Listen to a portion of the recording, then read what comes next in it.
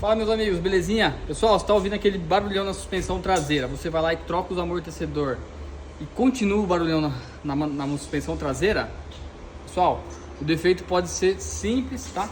Pode ser esse aqui o defeito, ó. Folga no rolamento, ó.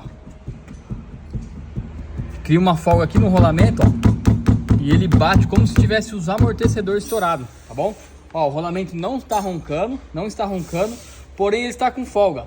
Então ele vai ficar batendo, vai ficar fazendo um barulhão aí, você vai achar que é a suspensão. Para ajustar é simples? Para ajustar é simples. Chave 24, você solta a cupilinha, ajusta ela, tira a folga e vai resolver o problema. Beleza? Se inscreve no canal? Se inscreve aí no canal, beleza?